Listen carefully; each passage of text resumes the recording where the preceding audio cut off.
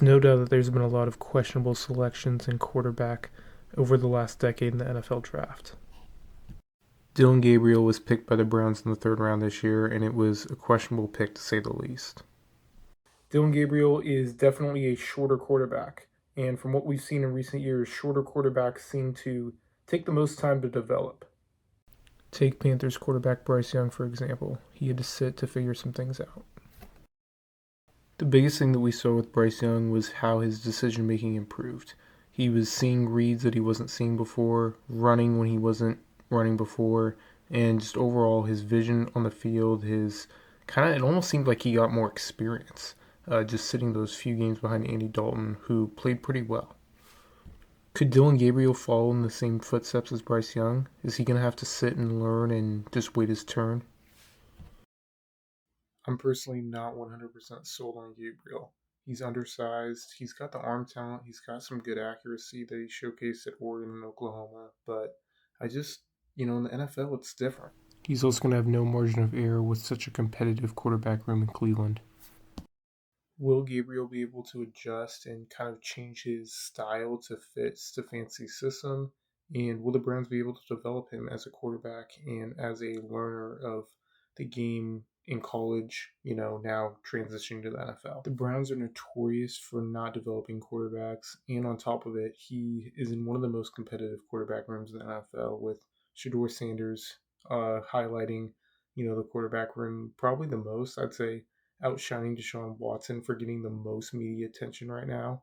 He is a fifth-round pick who jerseys was at the top of the draft rankings for most selling jerseys. In a way, the Shadour Sanders situation is a little bit like Johnny Manziel back in 2014. Really talented quarterback who slid in the draft, and while Shadour fell a lot further than Manziel did, Manziel still got picked in the first round. It still feels like a similar situation where the quarterback, super talented, but he didn't really care. He kind of came off as that, like he was better than everybody, and he just didn't really need to put in the work. But I feel like Shadour, unfortunately for the Browns and Dillon Gabriel and both Shadour Sanders and everyone else in the quarterback room, there's only one quarterback who plays on the field. And it's going to be just kind of a situation where, one of the QBs, two of the QBs even, get kind of put in the dungeon and never really get their opportunity to showcase, their chance at getting the starting job. The entire process of selecting Dillon Gabriel in the third round is really what doesn't make the most sense. If you're going to go with Shadour in the fifth, why pick his backup ahead of him, 2 rounds ahead of him? It just doesn't really, line up, and there's already, enough competition there. And Shadour's going to have to compete and earn his spot no matter what. So is it Dillon Gabriel? Is it Shadour that's a starter week 1? Only time will tell, I guess. The Browns did add Quinshon Judkins in the 2025 draft, so their running game should be set for 2025 and beyond.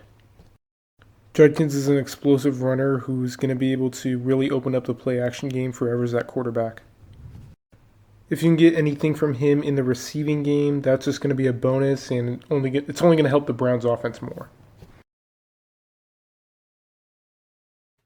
When a lot of people look at Shadour Sanders' tape from college and just in general his kind of play style, and it's not really going to translate to the NFL immediately.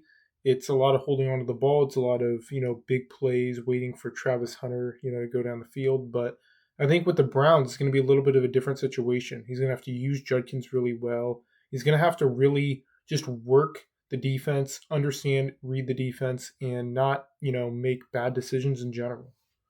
You might be saying, obviously, it's Captain Obvious. He's got to make good decisions. Well, Shadour Sanders threw a lot of screen passes, a lot of behind the line of scrimmage passes during his college career. How well is he going to be able to manage the run game? How well is he going to be able to distribute the ball across the field? How well is he going to be able to get the ball out quick and not, just stand in the pocket for 3+ seconds? If we pull up the stats between Gabriel and Sanders, we see that there's a lot of touchdowns here, a lot of high completion percentages, not a lot of interceptions, but obviously, with Shadour, that completion percentage was inflated. They look pretty similar. It's really going to come down to, practice, preseason, all that stuff leading up to the season on who's going to win the job. Thank you guys for watching. This is our current ratio of people who are subscribed versus unsubscribed. So it would mean a lot if you guys go ahead and subscribe. We're going to have more long form videos coming soon. And thank you again for watching. We'll see you in the next one.